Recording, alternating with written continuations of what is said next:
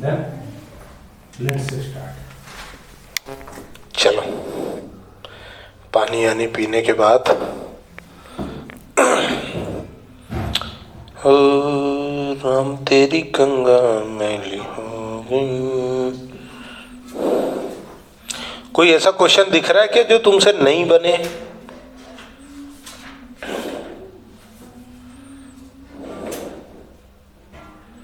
ऐसा कोई दिख रहा हो तो बताओ यार, नहीं तो फिर मैं उस पे जाऊं। चलो प्रोप्राइटरी में आओ।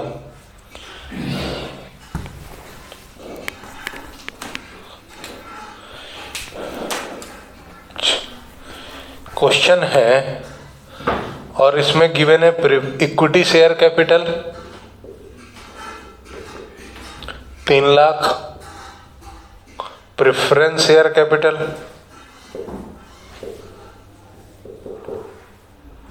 1,50,000, उसके बाद रिजर्व एंड सरप्लस 75,000,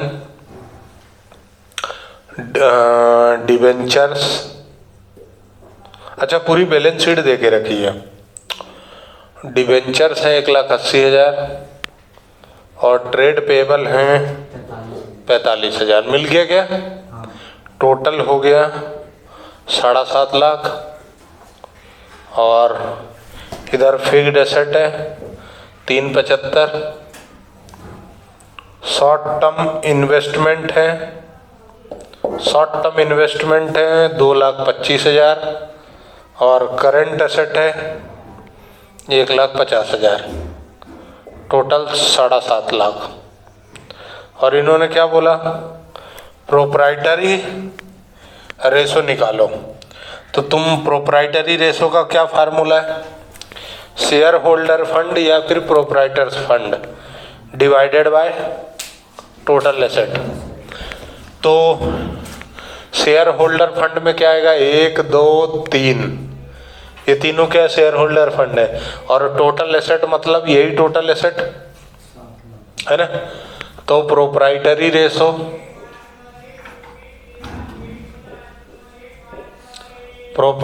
रेशो देखो बेटा, अपने को स्पेलिंग समझ में नहीं आई तो यहाँ पर ने राइटिंग कर्सिव कर दी है ना।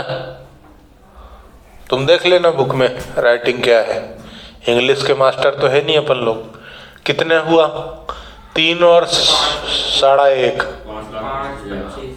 5,25,000 ऐसा बच्चों ने बताया, मेरी कोई गलती नहीं है। 7,50,000। 3 जीरो से 3 जीरो काट दिए अपन ने है ना। तो 525 बाय 750 क्या आंसर? 0.1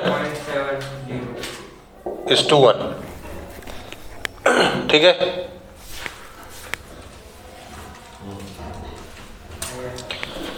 चलो ये पार्ट नंबर कौन सा है? 2 है ना, सॉल्वेंसी रेशो का।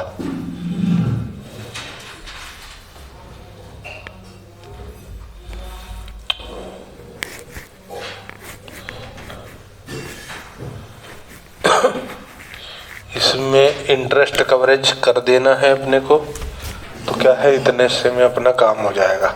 इसको हंसी बहुत आ रही है और मेरे को डिस्ट्रैक्शन होता है कि आखिर ऐसा क्या है। इसका मतलब ये है कि माइंड कॉन्सेंट्रेटेड नहीं है ना। हम कहीं और दुनिया में, और वो जो दुनिया है ना वो स्वप्न की दुनिया है, यादों की दुनिया है। और यादों की बारात लेके डगर थोड़ी कठिन हो जाती है। सर आप इंग्लिश के आपको इंग्लिश नहीं आती?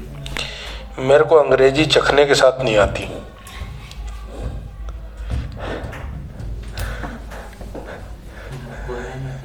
आती है ना, लिखना नहीं। सब तो करता हूँ यार, क्या नहीं करता बताओ।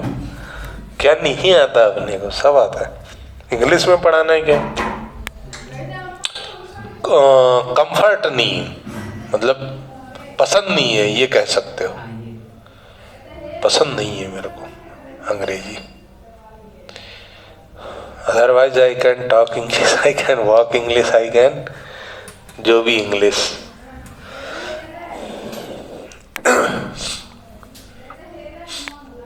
जब मेरी भाषा इतनी अच्छी है तो मैं दूसरे की क्यों?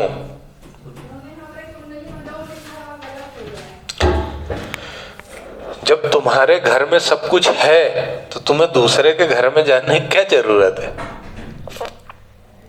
जानकारी होना चाहिए, ठीक है, जहां जरूरत है वहां कर लेते हैं। बाकी टीचिंग यदि तुमको ऐसा करना तो अब देखो उसके लिए क्या होता है कि उसी तरह का इन्वायरमेंट चाहिए। यदि मेरे को तुम साउथ इंडिया भेज दोगे, केरल वेरल, तो फिर काम उस हिसाब से होगा। अदरवाइज यदि अच्छी वाकई में भी अपना बैकग्राउंड नहीं होता ना स्टूडेंट का भी। अच्छा, स्टूडेंट हिंदी मीडियम का है तो उसको प्योर हिंदी नहीं आएगी, इंग्लिश मीडियम में उसको प्योर इंग्लिश नहीं आती। आती क्या? मतलब कुछ कुछ वर्ड ऐसे होते हैं ना इंग्लिश के, वो बोलो तो बच्चे को समझ में नहीं आएंगे कि ये क्या है ये।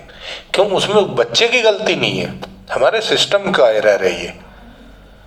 अब यदि बच्चा 10वीं पास हो गया है और उसको plus minus multiply divide LCM ये नहीं आता है तो इसमें बच्चा किस हद तक गलत है? कहीं ना कहीं हमारा एजुकेशन सिस्टम गलत है ना भाई। बच्चे को तो दोष नहीं दिया जा सकता। क्यों? क्योंकि यदि 10 बच्चे हैं तो 10 में से 6 को तो समझ में आ रहा है ना, 4 को ही नहीं आ रहा है। तो उन 4 के साथ ऐसा क्यों? और कई कई जगह तो ऐसा होता है कि 10 के 10 को ही नहीं आता।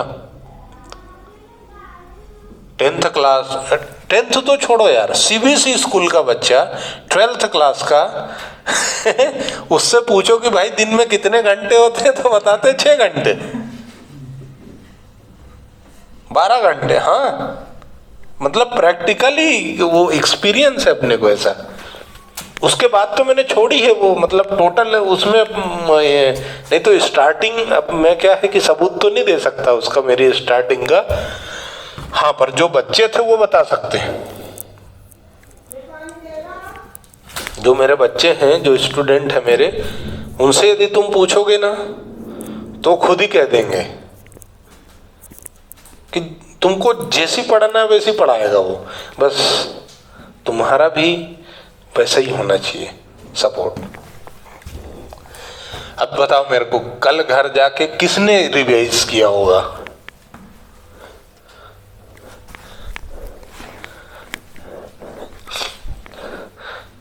कल अपन ने कितने फार्मूले लिखे थे?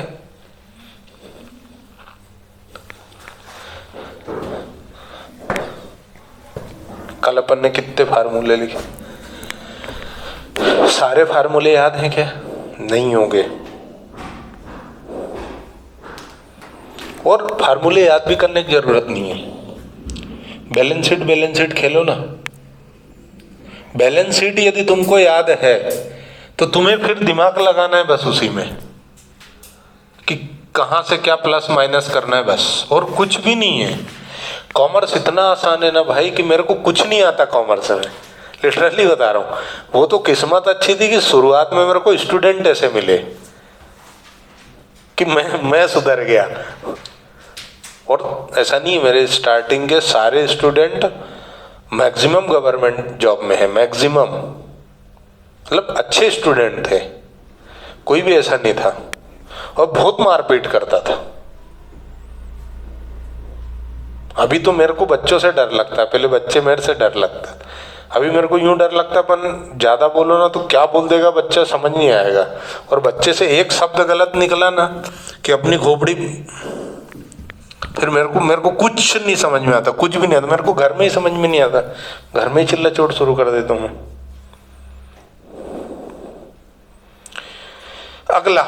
अगला फिर है प्रोप्राइटरी रेशो।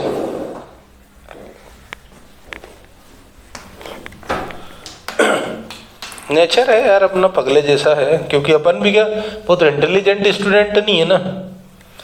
कोई भी इंटेलिजेंट स्टूडेंट होगा ना तो टीचिंग नहीं कर सकता। लॉजिक उसको चीज वन शॉट समझ में आती है, तो 2 बार समझाएगा क्या? 2 बार समझा देगा, 3 बार 4 बार नहीं समझा सकता। तुम देखना कहीं कहीं तुम्हारे बिना पूछे मैं 3 बार 4 बार 5 बार भी बोलता हूँ। क्यों? क्योंकि यहाँ से वहाँ तक चेहरे में अपने को समझ में आता है कि हाँ अभी इस चेहरे में यहाँ थकान है, अभी इस चेहरे में चमक नहीं आई है, ये वो नहीं कर सकता। इसलिए कभी भी जो ब्रिलियंट स्टूडेंट होते हैं ना वो टीचिंग नहीं करते, वो दूसरे को गुलाम बनना पसंद करते हैं। किसी कंपनी में जाएंगे, जॉब करेंगे, 9 से 9 की जॉब, और ये जीवन है। पैसा बहुत है पर समय नहीं है, अपने पास सब कुछ है जितना जरूरत है। तो कैलकुलेट प्रोप्राइटरी रेशो, और जीवन ऐसा ही होना चाहिए। जो सर गलती से टीचिंग कर लेगा ब्रिलियंट पागल हो जाए, बच्चों को समझते हैं? हाँ, नहीं आता ना, नहीं आता। अभी अपन स्टोरी पे जाएंगे ना तो अपना टारगेट मिस हो जाएगा। Calculate proprietary ratio from the following. ये रिकॉर्डिंग ऑन है ना? हाँ पक्का? झूठ मत करना यार। तो इक्विटी शेयर कैपिटल क्वेश्चन ने गिवन है 4,50,000। 10% प्रेफरेंस शेयर कैपिटल कितनी है? बहुत बढ़िया यार। Reserve and surplus 65,000। ठीक है, यही 3 चीजें तुम्हारी क्या है? है ना? इक्विटी या फिर शेयर होल्डर फंड या फिर उसको प्रोप्राइटर्स फंड, कुछ भी कह दो। उसके बाद तुमको दिया क्रेडिटर 1,10,000, 9% डिवेंचर 3 लाख, और फिक्स्ड एसेट्स 7 लाख, और ट्रेड इन्वेस्टमेंट। अच्छा, ट्रेड इन्वेस्टमेंट और इन्वेस्टमेंट का डिफरेंस समझते हो क्या? 245, और करंट एसेट है 3 लाख। कैसे करोगे? बैलेंस शीट को इमेजिन करके चलना। तो प्रोप्राइटरी रेशो निकालना है ना? अरे नहीं यार भाई, यार ये गलत बात है यार। देखो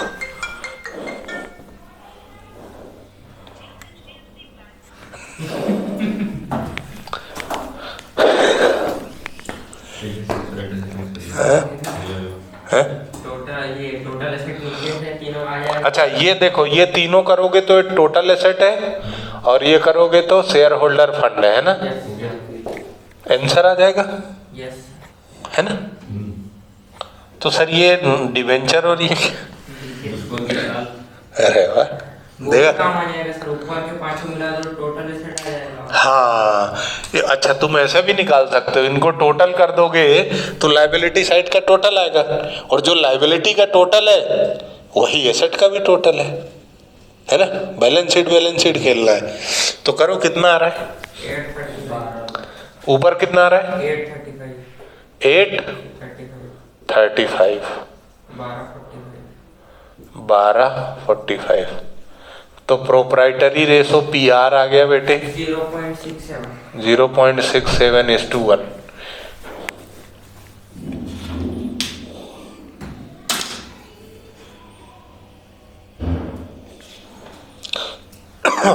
that is sufficient proprietary ratio. अब अपन क्या करेंगे? Interest coverage ratio.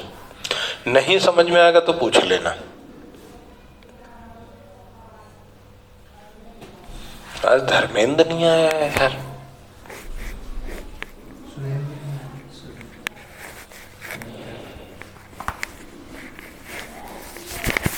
ये इंटेलिजेंट छात्र है।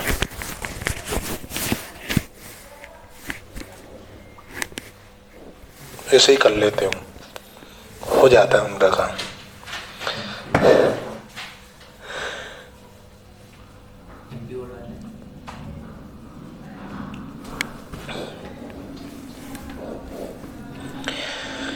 ठीक है, जो भी है।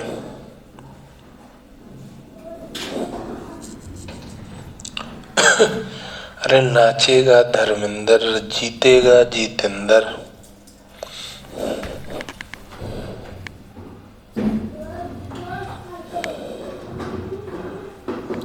राजा राम राजा राम राजा राम। मतलब अपने को 2-3 क्वेश्चन करना है, फिर अपना ये लेक्चर खत्म हो जाएगा, फिनिश।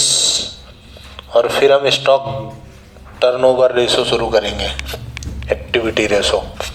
और यदि आज स्टॉक टर्नओवर निपटा दिया तो समझ लो अपनी विजय निश्चित है, टारगेट पूरा हो जाएगा।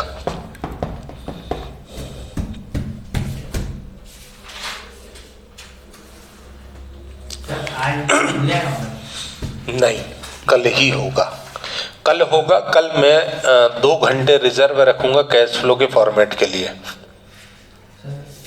ये क्वेश्चन ही करना है ना, आगे चैप्टर में। हाँ, सिर्फ क्वेश्चन करना है, छोड़ छोड़ के तो कर रहे हैं। ऐसा नहीं है यार, वो फिर क्या घास काटना हो जाता है, मजा नहीं आता उसमें।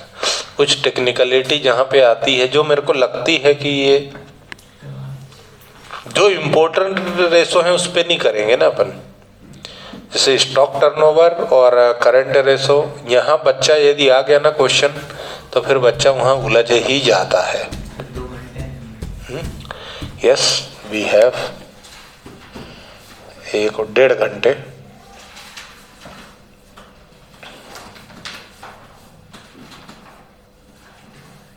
एक 30 1:40 तक छोड़ दूंगा, 20 मिनट मोबाइल चार्ज करूंगा, रेस्ट लूंगा, फिर 2 बजे से 2 से 4 वो क्लास है।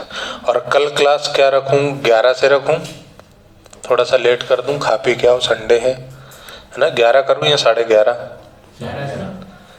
कल का टाइम 11 से 4, 11:30 है ना। ठीक। क्या खाओगे, समोसे खिला दूंगा, और क्या खाओगे? वो थोड़ा लगता है वो।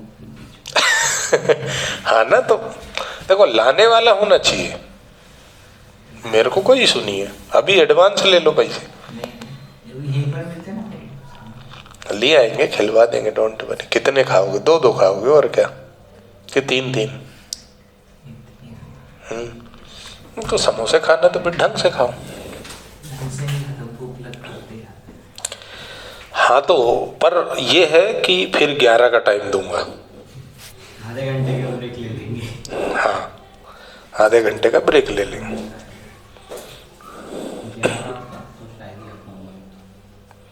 नहीं यार, कोशिश करो। हाँ, जैसे निकलेंगे तो 10 बजे। हाँ, तुम कितने भी बजे आ जाओ, पढ़ो, 24 घंटे पढ़े रहो यहाँ। इस फ्लोर से हमें कोई लेना देना नहीं है। हाँ, इस फ्लोर हो गया क्या सबका? जब बोल बताया करो यार, मैं सोचता हूँ कि अभी लिख रहे हो। Interest coverage ratio,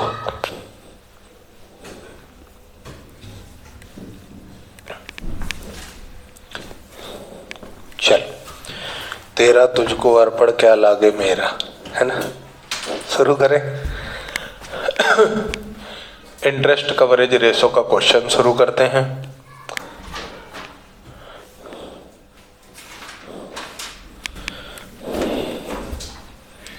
profit before interest and tax, profit before interest and tax 5 lakh,